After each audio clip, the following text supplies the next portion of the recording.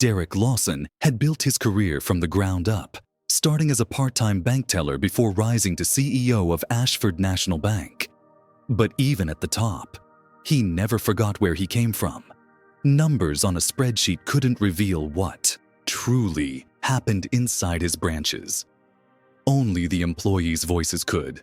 That's why, every few months, he walked into his own bank's undercover, blending in as an ordinary customer. Most visits were routine, but tonight, inside a quiet branch, in Columbus, Ohio, Derek heard something that made him stop cold. A teller, hidden away, crying.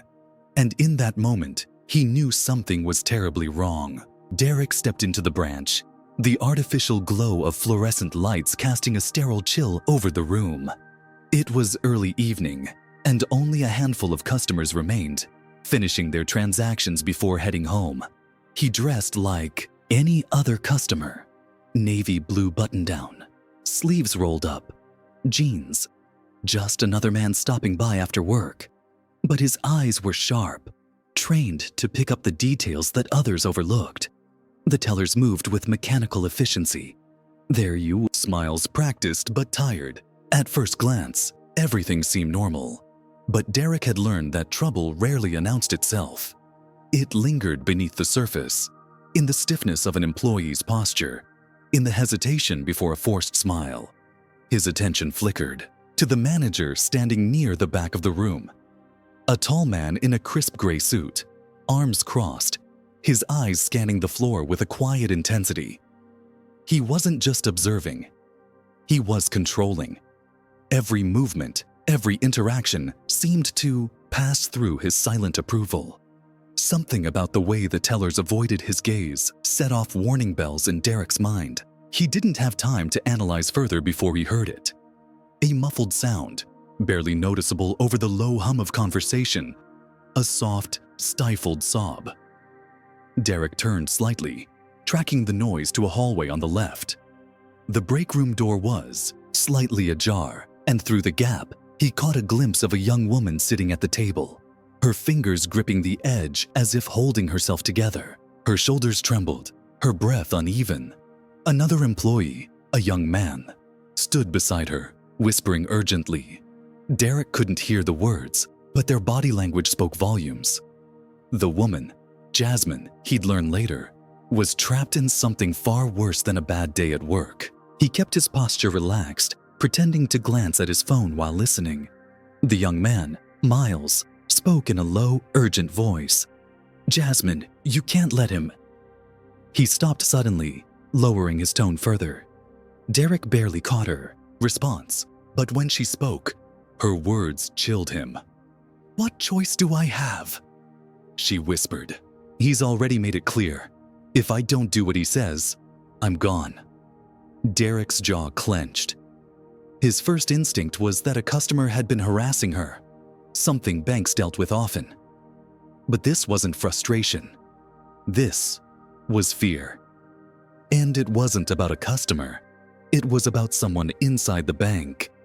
Before he could process further, a voice pulled him back. "Sir, I can help you over here." A young teller, Kenny, according to his name tag, waited behind the counter. Derek hesitated before stepping forward. He wasn't leaving. Not yet. He had to find out exactly what was happening in this branch. And if his instincts were right, someone needed his help. Now, Derek handed Kenny his deposit slip, keeping his expression neutral. But his mind was racing. He had been in banking long enough to recognize the signs of a toxic workplace. Silent tension, forced politeness, the way employees barely spoke to each other unless necessary. And Jasmine's words still echoed in his mind. "If I don't do what he says, I'm gone." That wasn't just frustration. That was fear. As Kenny processed his transaction, Derek casually asked, "Long day?" The young teller hesitated for a fraction of a second before forcing a smile. "Yeah, Fridays are always busy."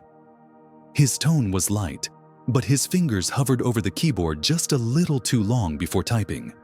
He was distracted, on edge. Derek glanced around, his eyes landing on the manager again. The man, whose name tag read Ron Halverson, stood near the back, watching everything with an unsettling level of control. Derek decided to push further. "Been here long?" he asked Kenny. The teller nodded. "A few months." His voice was careful now, measured. Derek could see it. The hesitation, the quick glance toward Halverson before answering. Derek took his receipt and, instead of leaving, stepped aside to a desk near the loan officer's station, pretending to check his phone. From this angle, he had a perfect view of the break room. Jasmine was still inside, but now she had wiped her face and was sitting up straighter, her hands clenched in her lap. Miles, the young man who had been consoling her, was speaking urgently, shaking his head. But Jasmine wasn't looking at him anymore. Then Derek saw it. Halverson was walking toward them. His movements were slow, calculated, like a predator approaching prey. The moment Jasmine saw him, she stiffened. She stuffed her phone into her pocket and stood up quickly, like she had been caught doing something wrong. Halverson said something. Derek couldn't hear the words, but whatever it was, Jasmine gave a tiny, almost imperceptible nod. Then she walked past him, head down, back to her teller station. Derek felt his stomach tighten. He had seen this dynamic before. A bad manager could make a job miserable, but this was different. This was personal. Halverson wasn't just a difficult boss. He was a man who thrived on control. Employees who worked under men like him didn't just deal with high expectations. They lived in constant fear. He needed to confirm his suspicions. Derek walked over to the side counter where Miles was now organizing a stack of deposit slips, his jaw tight. "Excuse me, do you have a pen?" Derek asked casually. Miles barely looked up. "Yeah, of course." He grabbed one from the cup beside him and handed it over. Derek took it but didn't walk away. "Hey, I couldn't help but notice. Your friend seemed upset earlier." Miles froze for half a second before forcing a neutral expression. "She's fine," he said too quickly. Derek tilted his head. "She doesn't look fine." Miles's grip on the stack of papers tightened. He swallowed hard, his eyes flickering toward Halverson, who was now near the back office, speaking with another employee. Then, in a barely audible whisper, he muttered, "She's not." Derek leaned in slightly. "Is it a customer issue?" Miles hesitated, and that pause told Derek everything. It's her personal business," Miles finally said. It was a lie. Not because Miles wanted to mislead him, but because he was afraid. "How long has she been working here?" Derek asked, keeping his tone light, conversational. Miles answered automatically. "A little over a year." Then he tensed, realizing the question had been too deliberate. "Why?" Derek shrugged. "Just wondering if she likes it here." Miles let out a humorless chuckle. "She doesn't, but she can't afford to leave." And there it was. The real problem. Jasmine wasn't just unhappy. She wasn't just stressed. She was trapped. Derek's gut tightened. He had seen situations like this before, where employees felt stuck, unable to walk away because of financial pressure, personal struggles, or worse, fear. And now he had a feeling this wasn't just about a bad work environment. This was something bigger. Before he could ask anything else, Miles stiffened. Derek didn't have to turn around to know why. The air in the room shifted, thick with something unspoken. Halverson was walking toward them. "Everything okay over here?" Halverson's voice was smooth, firm. Miles immediately dropped his gaze, busying himself with the papers in front of him. "Yes, sir. Just helping a customer." Derek turned, finally facing the man up close. Mid-40s, crisp suit, sharp features, eyes that had seen too much, and cared too little. This wasn't just a bad boss. This was someone who knew exactly how much power he had, and he enjoyed it. Halverson's lips curled into a polite, empty smile. Can I help you with something? Derek offered a casual smile. Just getting a pen. Miles here was kind enough to help me out. Halverson didn't break eye contact. Good. He clapped Miles on the shoulder, too firm to be friendly. Let's stay focused on work. Miles nodded quickly, eyes back on the papers. Yes, sir. Derek clenched his jaw but didn't react. Not yet.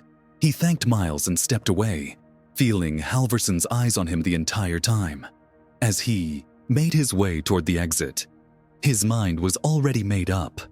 He wasn't leaving.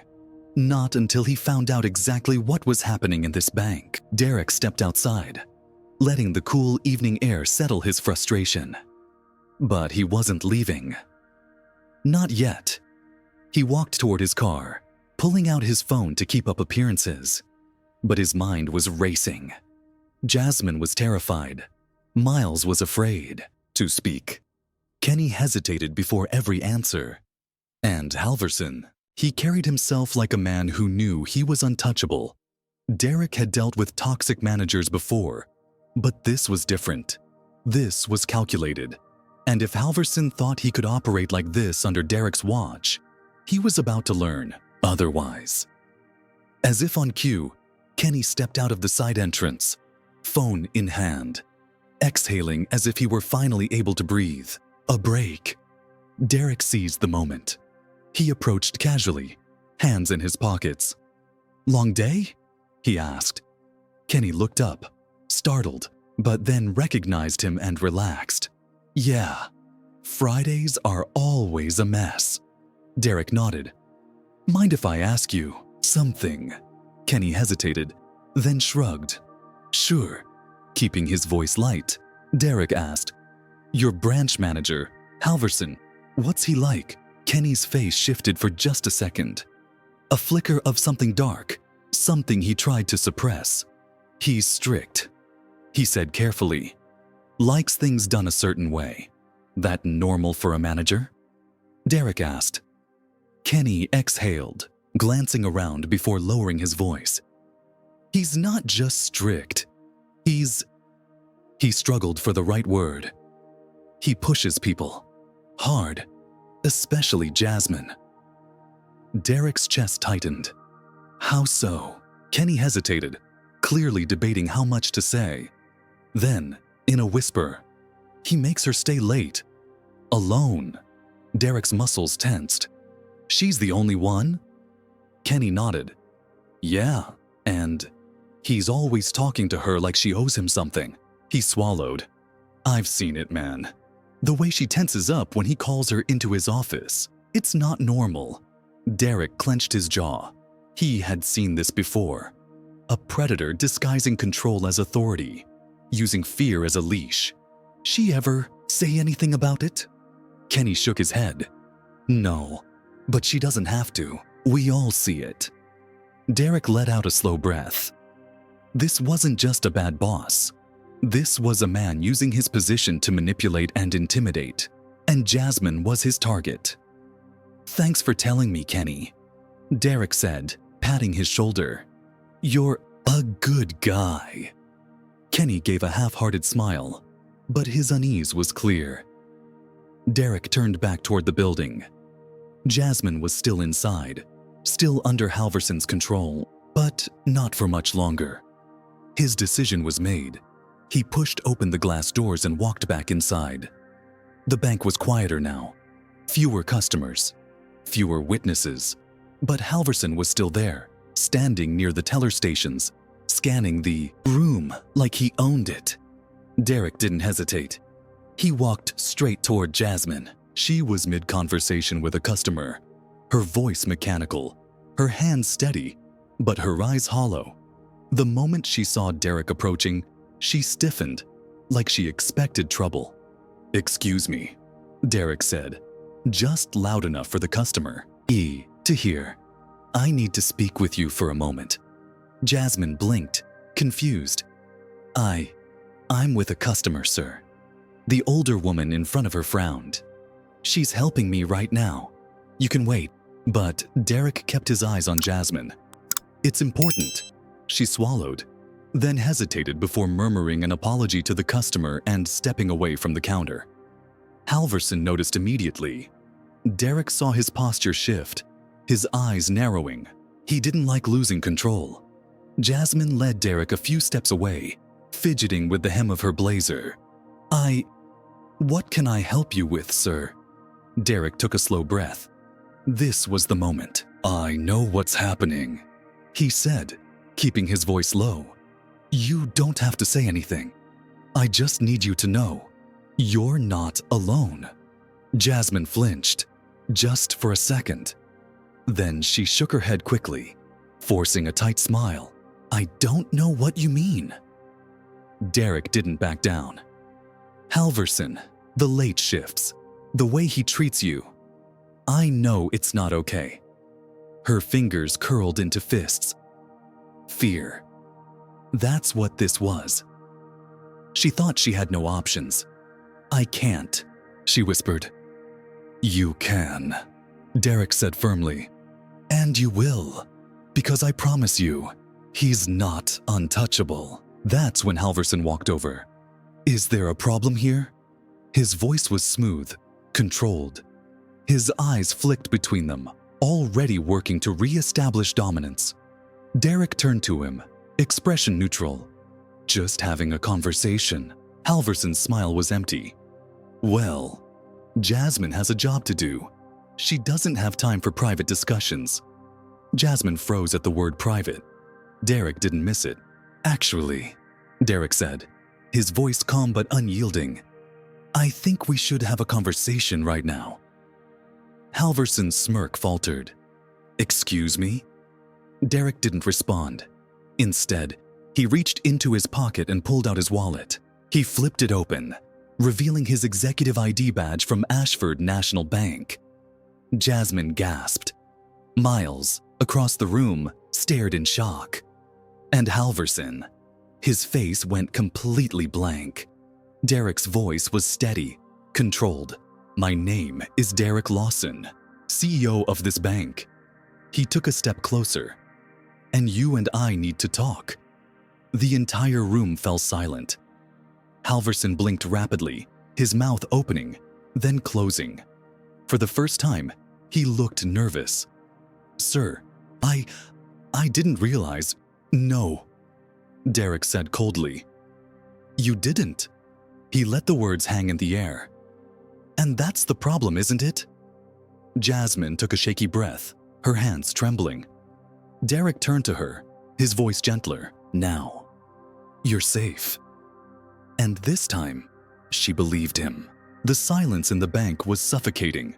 Every employee had stopped what they were doing, their eyes flicking between Derek and Halverson, trying to process what had just happened.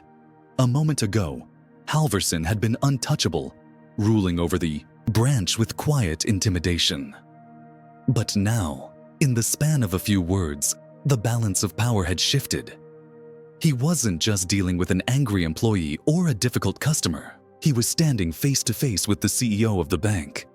And for the first time, Halverson didn't look so sure of himself. Derek's gaze didn't waver. You and I need to talk, he repeated. Halverson swallowed, his composure cracking, but he forced a smile. Sir, I assure you, there's been a misunderstanding. If you'd allow me to explain. No, Derek cut him off. Your office, now. The polite mask on Halverson's face shattered for a split second. His jaw tensed, his hands clenched at his sides. But he had no choice. Without another word, he turned stiffly and led the way toward his office. Derek followed, pausing just long enough to look at Jasmine. Stay here, he said gently.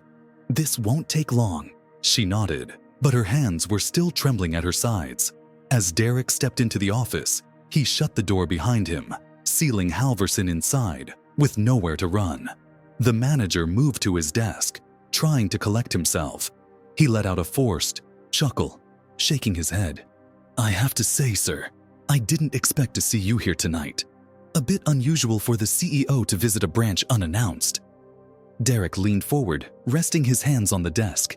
His voice was dangerously calm. You know what else is unusual? A branch manager abusing his power to intimidate his employees. Halverson flinched. I know what you've been doing. Derek interrupted, his voice dropping lower. The late night shifts, the threats, the way you singled out Jasmine. His grip tightened on the edge of the desk. I know you think you can get away with it.